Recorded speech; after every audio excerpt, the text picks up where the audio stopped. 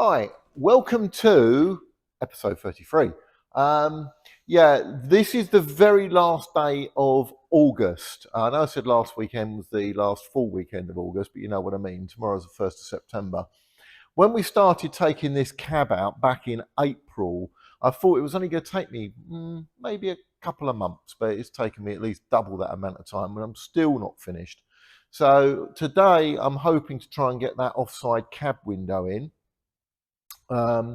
Plus, I want to do a little bit more work on the floor. I'm hoping to lay a couple of coats of paint on the floor this weekend if I can. And then I've got the snagging items to do, which will probably be a job for next week. So anyway, a quick intro then today. Anyway, let's see how we get on and enjoy. Clearly winter's on its way now and I need to get on with this job of getting this bus sorted out. But anyway, here's another little comment from me. You might notice it's getting dark outside. It's just before 6 o'clock, about 5:45 on Saturday morning. And the sun's not come up. It's not even helped by the fact it's very cloudy out there as well. So starting to feel a little bit nippy this morning as well. Joys of having a strange hobby. This was a bit of an emotional roller coaster of a weekend. Having set my alarm clock very early in the morning, I think about 3:45 in the morning, so I could get down the barn at 6 o'clock. Progress, I thought, was actually going quite well. This window pan was a bit of a problem. The weekend before, I couldn't get the damn thing to fit. So I ended up having to get the router out, the planer out, and plane down that pillar that you can see with the two clamps on it. The best I could do was to clamp it in as tight as possible and hope it's going to settle in the right position. But as Brian Watkinson has pointed out on our Facebook feed, the RTs over their lives, they had knocks and bangs, all buses do, and they just repair them to the best as possible. So they're never going to be absolutely straight and accurate. All you can do really is work with what you've got. So anyway, here I am putting on a piece of beading that sits down between the window pillar and the window frame itself. I've still got the bottom compass panel to go on, and I've managed to get that on by Saturday just as a sort of a temporary link up thing. But anyway, that little unit down there at the bottom of screen, that was going to start to pose a bit of a problem. More on that maybe a bit later. My good friend Roy Gould pointed out, he said, you haven't put that brown piece at the bottom of the window in, and I'd left it out deliberately so as I could actually get the window frame into precise position. What you may see on there at the bottom of that frame is a series of little holes. Now you can see them quite clearly now, so that's me just testing to make sure it's absolutely solid. So yeah, the RTs had hundreds of these little holes. You really only need a couple, to be honest with you. But they went mad and put loads and loads in. And I know I joked before, I do wonder if the person who designed them had shares in the wood screw company that made them for London, well, not London Transport, but made them for Wayman and Park Royal. But really, it's crazy the number of screws that are on these things. So anyway, that's the window pillar in. You notice I'm using 4 of my brother's clamps just to hold it in place. There's 2 on the left-hand side, which is to pull the pillar and the window frame together as best as possible. And the 2 on the right-hand side of the frame is to pull it across towards the near side of the bus as tight as possible. So that's really absolutely held in very tight. And when I got those screws in at the bottom, that bottom part was also very tight and in the right place. Now, I had a bit of a fess over that cab handle. The cab handle on the to the left as you get into the cab, that's got a great big bolt through it into the saloon, and it's hidden inside, you can't see it inside the saloon. But that one just had a couple of sort of 1/2 inch large headed wood screws, which I didn't think were really very good, so I reinforced the inside of that with a piece of metal strip. So anyway, there is me doing that. So let's move on, shall we? Right, so moving on to above the window frame, here I am now putting in one of those multitude of screws that I mentioned before. They go all the way around that frame, all the way across the top. The only bit that we changed was right at the very top corner there, which is there's a bit of a gap. That had totally rotted out on the original frame. So my colleagues at work remade that corner for me, and that is also the corner where the driver's mirror is attached to. So that's the only bit that we renewed, and we bent it round the corner as best as possible to try and get it straight. So it may not be 100% right, but I certainly know that multitude of 1,000 screws will pull the thing in. The other thing, just sitting above there, although you can't see it at the moment, but there's a piece of beading missing, which is where I'm currently putting the wood screws in. Yeah, that's probably tight enough, isn't it? There was another risk, by the way. When you're doing that, I had a couple actually shear on me. Now, it doesn't matter so much on this bit, which is not visible, but where the beading's visible, when they shear, you've got no option other than take the beading back off again, drill out the remaining screw, put some sort of plug in there, and then start afresh. So that was the best thing. But anyway, and I also discovered that white band had issues as well, and we'll come to that in a minute. Right, something else I really wanted to get done was to put this bracket back on. This is the bracket that supports the little indicator, and those wires that you saw hanging down that were bedeviling me for quite a while, I've folded them up and just pushed them in there for the time being. But anyway, that's getting the bracket back on. Not a lot of skill needed with this thing, fortunately. But although I did line it up and drill some new holes, which is what I'm trying to do here, because it was a minor challenge really. Yeah, so what I then did was I took it away, filled it with mastic, because there's a hole in the bus there, and when it rains, the water then runs down and then can run inside the bus. So you can see I'm chopping the wire back short, so I'm getting rid of that. Yeah, and those indicators are all the bulbs on the bus, apart from these two, or four actual fact, two either side, you know what I mean, are actually 12 volts because they're wired in series. So if one bulb blows, you've got no indicator on one side. The other thing is there's a little sort of joint in there, like a sort of, I don't know, it's well, not a switch. A switch is not the right word, but if the indicator moves to the wrong position, then the sort of alarm thing that's on there, then the indicators don't work at all, so you've got to get them adjusted. Right, so here I am fitting the wires to the little thing. There it is, all nicely painted up. So all I've got to do is pop the wires on, then pop the lid back on, and that's a job done.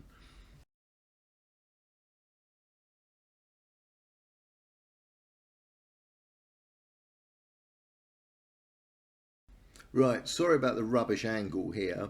This is me refitting that piece of beading. Now this is unusual. I'll say unusual, there's lots of unusual things on RTs. This actually uses a sort of like a little machine screw, a round-headed machine screw, which looks very similar to the wood screws that go all around the outside the bus. So I had to order them up specially with some very thin nuts to go on the back.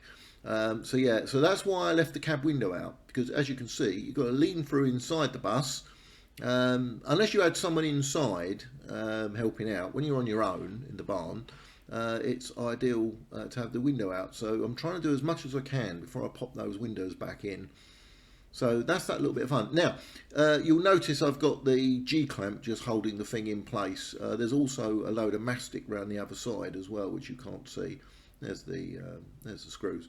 So there's a load of mastic you can't see, but I had to hammer that round the corner. I'd actually already pre-folded it as best as possible to get it round the sort of the curvature of the bus.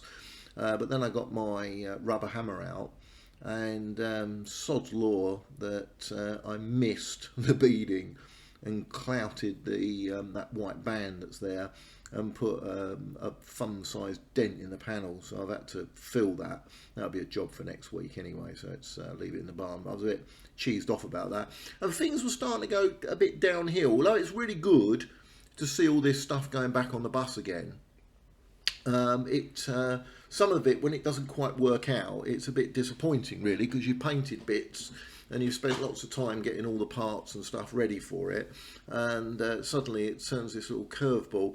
like that rubber that I mentioned in the short video, the rubber for the floor. I got all the rubber and I thought I'm okay, I'm rocking and rolling now, and then find out that I hadn't got the right thickness of rubber. Well, the rubber I had was too thick, so having spent an hour and a half or thereabouts trying to shape it down, it was a complete waste of time. However, good news, it's come in today, so that'll be ready for me to do next week.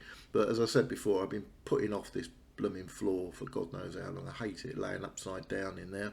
Right, now, I did mention I'll talk about that white band. I wonder if I bashed my head on it. No, I didn't. Right, that white band, when I put this in, there's just round the corner, just over the cab door, is a little rain strip. And I put it on the bus, and I looked at it and I thought, that's all wavy, it's up and down.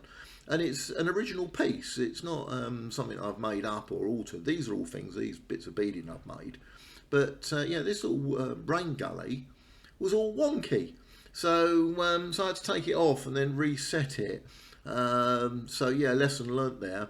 And the other thing I measured, in order to get it right and put it in the right place, I measured the space between the two bits of beading round the near side of the bus, and it undulated in size. Admittedly, I used a micrometer, which is a very sort of sensitive bit of kit, I suppose. It gives you really absolute, very, very fine measurements.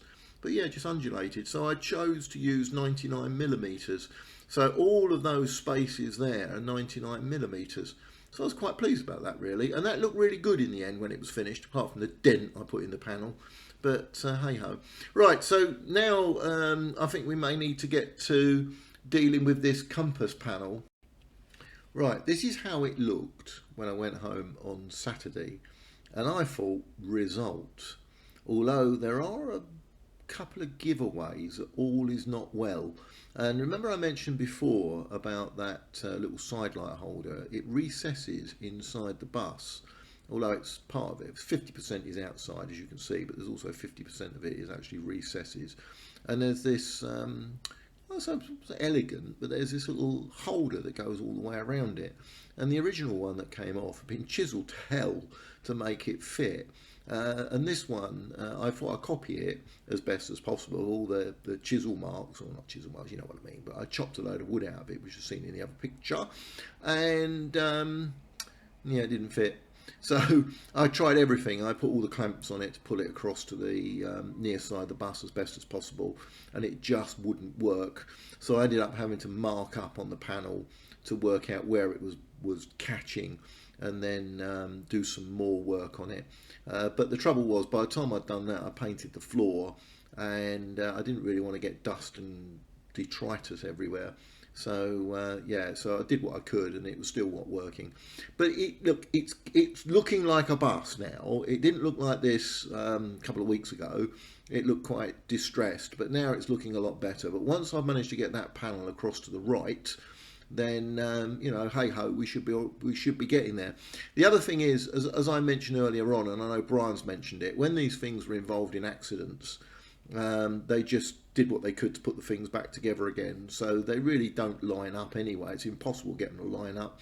Brian has also pointed out that when they did these panels, particularly, they had a panel beater on hand who used to help position the panel in place. So, you know, it was obviously a bit of a problem in the LT days as well. Right, let's finish on this floor then. I quickly put the brush over it. I had to get all the detritus out, because where I was doing all that woodwork the other day, it filled up with bits of sawdust, and you'd be surprised how much ends up in the crevices. So the first thing I did was vacuum it out and got rid of as much of it I could actually physically see. Then got the high pressure air line and blew it around in the cab, and loads of it just come up from every crevice. Then got the vacuum cleaner out again, vacuumed it, and finally run the tacky cloth around it. But still, when I put the paintbrush around, I found a few more. This floor here, I would say about 90% of that is hidden. Where those 2 or 3 dents are towards the between the handbrake pawl and the back bulkhead, they are completely hidden with a little plate that goes across the top. There's this little knurly plate that goes over that. So that's a little job for next week as well.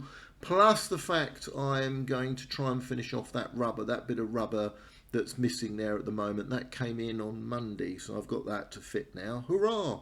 Well, I've got it to make and fit, not necessarily it's going to fit. We just don't know that yet. And I've got all the other little bits and pieces to put back, like the rubber around the bottom of the handbrake pull, take off that masking from around the steering column and see what it looks like. Then I got to do all the snagging items, as well as putting the headlight back on the front of the bus, and a few little other sort of minor jobs. And where that circular hole is in the floor there, that's the position for the regulator box, which I used that very old, lovely varnish the other day. I mean, that's absolutely ancient, and I've varnished that. That back wall, that's just the paint that came out of the can, basically. And one of the things I do regret doing is not paint stripping that back wall, because I could have got a much better finish on it. It's not too bad, it's nice, but you know, it's passable. But I could have got a much better finish if I'd have paint stripped the whole thing, but I just didn't fancy doing that.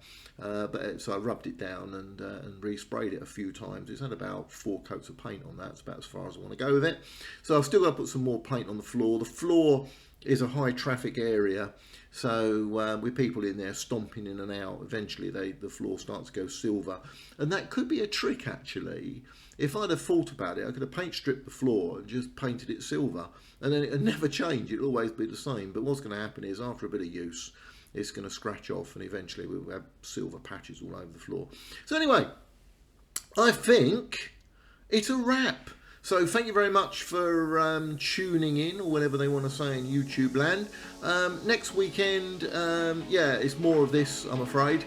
But you know, I felt quite happy on Saturday. I wasn't so happy on Sunday when I went home, but Saturday was quite a day. It was a real accomplishment. So anyway, stick with us. Let's see how we get on with episode 34.